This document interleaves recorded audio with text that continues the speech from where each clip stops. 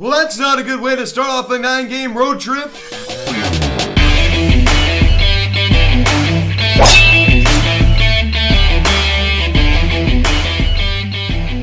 Yo, what's going on, everybody? Welcome to the Phillies Stats video cast here, recapping last night's game of 2-0 for the Phillies and the Miami Marlins as the Phillies lose 9-6 to the Marlins as they drop the first game of the 4-game series as their struggles against the Marlins continue. Like, guys, before getting into this video, please subscribe if you have not yet. Please notification bell, please like this video, comment on this video, share this video, and let's get into this. I'm just expecting it at this point, ladies and gentlemen. We just continue to struggle against the Miami Marlins. We are 8-18 against them since June of 2019. That is so bad. Now, let me just say, I understand that the Marlins are not a bad baseball team by any stretch. They are not. But to have that kind of record against any team is pretty embarrassing. It's pretty bad. And their struggles continue against this Marlins team. I just don't get it. I've never seen anything like it before. I mean, it's just like, oh my goodness gracious, whenever we play these guys, it's just never fun. It is just never fun. So this time we're playing them down in Miami Beach, Florida at Lone Depot Park. It was formerly known as Marlins Park. So they changed the name. So we're going to run into the scoring summary, top of the second inning. Getting started early here. Ronald Torres, he singles on a line drive to center field right up the middle. Brad Miller comes around to score, and it's now 1-0 Phillies. So we jump ahead to the early 1-0 lead. You score first, you put the pressure on the other team. That's what you do. We're going against Trevor Rogers in this one. Good lefty for the Marlins, and Big Toe is starting it off right. So like I said, we're putting the pressure on the other team. Then in the bottom of the second inning, we got Sandy Leone. He hits a sacrifice fly to left field. Brian Anderson comes around to score as the Marlins now tie it at 1. So it seemed like whenever we scored in the bottom of the inning, they always came right back and also scored. So it was one of those games, right? It's one of those games where whenever we scored in the top of the inning, then they come back in the bottom and score.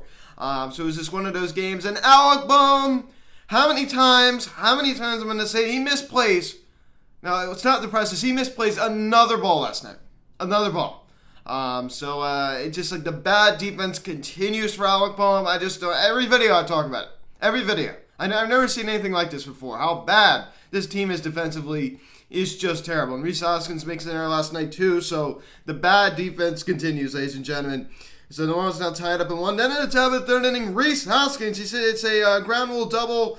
To left field, bounces and goes over the wall. That was his 12th double of the season. Gene Segura comes around to score on that. And it's now 2-1 Phillies lead. So the Phillies now retake the lead. And, great job by Rhys Hoskins there. Like I said, I was just criticizing him for making that error. But boy, he hit that ball pretty hard. And he's been swinging a pretty hot bat as of late. There's no question about that. He's been swinging a pretty hot bat as of late to get the Phillies now the lead. Now a 2-1 ball game. Then in the bottom of the third inning, like I said, whenever we score in the top of the inning, they come right back in the bottom of the inning. Jesus Aguilar doubles on a line drive to left field after we allowed a double to Miguel Rojas. Back-to-back doubles here for the Marlins as they now tied at 2. The Philly killer, Miguel Rojas does it, and now the other Philly killer, Jose Aguilar, also does it. So there's a lot of Philly killers on that Marlins team. There's no question about that. We wouldn't see any scoring until the bottom of the 6th inning as former Philly Corey Dickerson, he triples on a line drive to right center field into the gap, and that scores Adam Duvall and John Birdie, and the Marlins now take a 4-2 lead. That was off of Zach Eflin. How many times is he going to hang a breaking ball over the middle of the plate? And it's like watching Aaron Nola when he hangs his breaking ball. It just gets knocked around, hit around. It's so hard to watch. It's just so hard to watch. So the former Philly just does it again. He just continues to hurt his former team. And in the 7th inning, Jesus Aguilar singles on a sharp line drive to right field. Garrett Cooper comes around to score. And the Marlins now extend the lead now at 5-2 ball game. So at that point, I'm thinking like, boy, oh boy, bring in Brandon Kinsler at that point of the ball game. Brandon Kinsler is just terrible. I just don't know what to say about him anymore. He's been a train wreck coming out of the Phillies bullpen this year. He's night and day compared to last year. I don't know what in the world's going on. He's the new Heath Embry. Oh my goodness gracious. Then in the same inning, the backbreaker. This is the point I'm thinking like this ball game is over. Adam Duvall, he homers on a fly ball to left field. A 3-run shot also scores Rojas and Aguilar. And it's now an 8-2 Marlins lead. At that point, thinking like this game's over. This game is over. And that was, of course, you guessed it, off of Brandon Kinsler, who was just, like I said, having a terrible year. Boy, at that point, I knew the ball game was over. That was Duvall's 9th home run of the season. Then in the bottom of the 8th inning, Garrett Cooper doubles on a fly ball to left field. Sierra comes around to score, and it's now a 9-2 Marlins lead. So they're just piling it on at this point. But then in the top of the ninth, the Phillies come back a little bit as Brad Miller, he homers on a fly ball to center field, his 5th of the season, and career home run number 100. So congratulations to Brad Miller. 2 Phillies in span a week to get their 100th career home run. Rhys Hoskins did it this past weekend, and then Brad Miller does it on Monday night. So congratulations to Brad Miller, 100 career home runs. That is awesome. Then Andrew McCutcheon doubles on a fly ball to right field. Ronald Torreyes scores.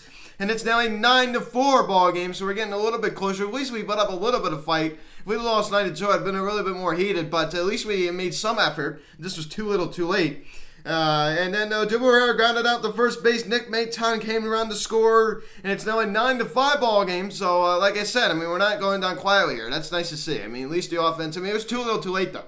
Our bullpen blew it. I mean, I'm going to really go hard on Brandon Kinsler here. I mean, I blame a lot of him for this loss. There's no doubt about that.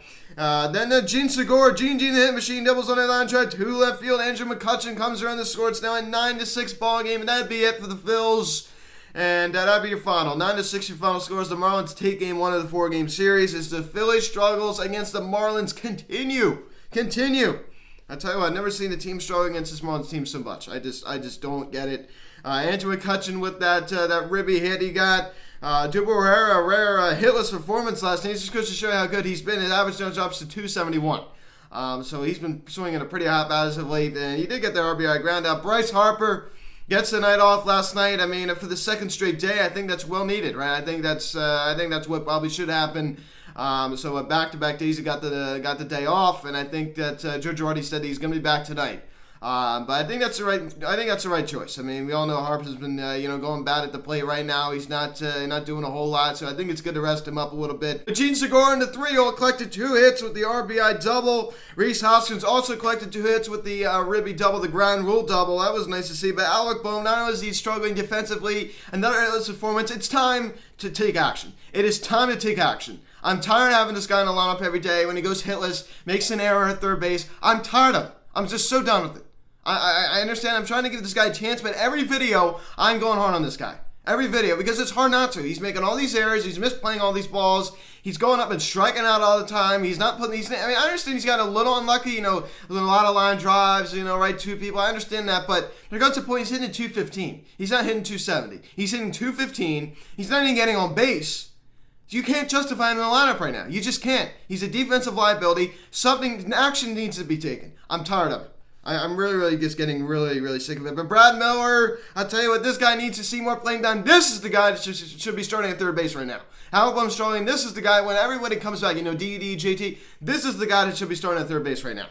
We all know he's a versatile player. With the home run, it's just like scoring the 2 runs. I tell you what, I mean, Brad Miller is hot right now. There's no question about that. Now batting .329.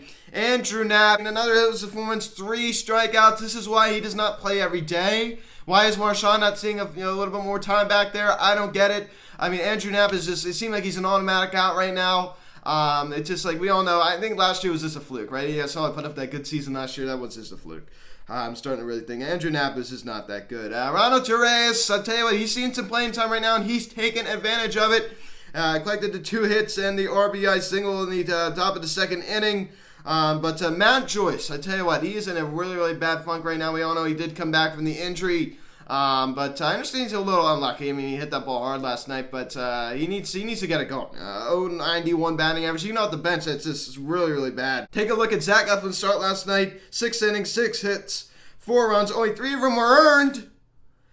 2 walks and 6 strikeouts. So I'm not going to be too hard on Eflin here. I mean, it wasn't his best performance last night. Like I said, he really hanged the bacon ball last night. There's no question about that. He needs to do better with that. He needs to stop hanging that too much. Easier said than done. But boy, he really likes to hang that pitch. And when he does, it's trouble. It is trouble. You saw that last night. With the 6 strikeouts through 6 innings, I mean, that's a strikeout every inning on average. So that's not too bad. That's not too bad for Eflin. We all know he has, kind of some hot and cold starts. He did get smacked with the loss last night. But honestly, if I could give the L to anybody, it would be Brandon Kinsler. It would be Brandon Kinsler. Because he was just terrible. It just like, he was terrible. Like I talked about before. But Zach Eflin, I mean, I like Zach Eflin's sinker. I really, really do. But I tell you what, I mean, the curveball just did not help him last night. But Brandon Gensler, a third of an inning, 4 hits, 4 runs, all 4 were earned, and only 1 strikeout. Terrible, terrible, terrible. An 8.22 ERA. I know I keep, going on this guy, but he deserves some criticism after last night. I mean, that's horrible. That is really, really bad. This reminds me of the Heath Hembree. Like I said before, this reminds me of the Heath Hembree. Honestly, this bullpen is still insanely terrible. It really is. And like I said before in previous videos, you can't just say, oh, well, it's better than 2020. It doesn't take much to be better than 2020 because 2020 was historically terrible. You could still have a better bullpen than the 2020 Phillies bullpen, and it could still be terrible. Let me just say that. It doesn't take much to be better than the 2020 Phillies bullpen. Let me just say that. I think you all know that. I mean, they say, oh, it's better than last year. Well, it doesn't take much to be better than last year because last year was just historically terrible. Chase Anderson, he had a pretty decent relief appearance that allowed that run. Made that really, really nice double play. I mean, that was a really, really great play. That was not an easy play for that double play. But I tell you what, I mean, the struggles continue against this Marlins team. Like I said, I understand they're not a bad team. But an 8-18 record against them since June of 2019 is terrible. It's so bad. There's no excuse for that. It's just like you see how well we play against. I mean, we saw how decent we play against the Atlanta Braves, who are a better team than Miami Marlins. I'm not taking any shot at the Miami Marlins here. In years past I have because they weren't a very good team a couple years ago. Right now they're good. They are good now. But before they weren't. Now, I mean, it makes a little bit more sense. But to just lose to them this much, that's no excuse. That is just no excuse. So a lot of the division rivals got the night off last night, but the New York Mets, they lost 3-2 to the Colorado Rockies. I tell you what, they had just been depleted with injuries. Lonzo, Conforto, I can go on and on and on. And Francisco Lindor batting 189. When is this guy going to get it going for the Mets? I mean, he is a disaster. He is a laughingstock. The Mets only won over 500. As the Phillies now drop to 4th place, ladies and gentlemen. They now drop to 4th place. As the Braves and Marlins now have a better winning percentage than the Phillies. So the Mets are still in first place, only 1 game up, but they're only 1 game over 500. This division is a joke. It is just such a joke. I mean, you got the Nationals who are just, their window is closing. They're 2 games out. 3 under 500. We're 2 under 500. I wouldn't be surprised to see this Phillies team finish in 4th place again, like they did back in 2019. I would not be surprised at all. Pretty discouraging loss this night. But guys, you have to understand this is a 500 team. We have to temper our and just realize and just not be so disappointed when things do not go as we hope. Because honestly, this is a 500 team, so you can't really get too ahead of yourself. I mean, you really just can't. I even said that during wins. And we got the Tampa Bay Rays this weekend. They're like on an 11-game winning streak. We got the Cincinnati Reds. They're okay. But I tell you what, this is going to be a tough week here for the Phils. And after coming off of a home series, lost 4 out of 6. I mean, this road champ is even more important than ever. This Phillies team is definitely in a funk right now. And as Ruben Amaro said, I've been saying it. Enough with we don't have JT, we don't have Didi. Enough with those excuses. I'm tired of hearing it. Go out there and play the game. I mean, I'm tired of hearing that.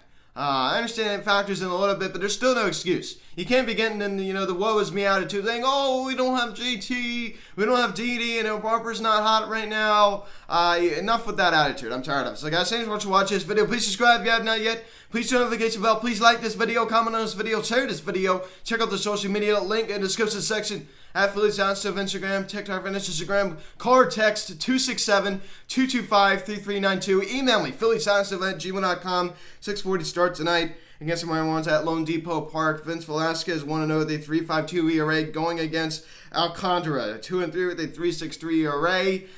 Harper back in the lineup tonight, most likely, as Joe Girardi said. Thank you guys so much for watching. Let's get a win here. I'm not really feeling too confident about this one. I am Luke, and I'll talk to you later. Let's go, Phillies. I'll see you guys.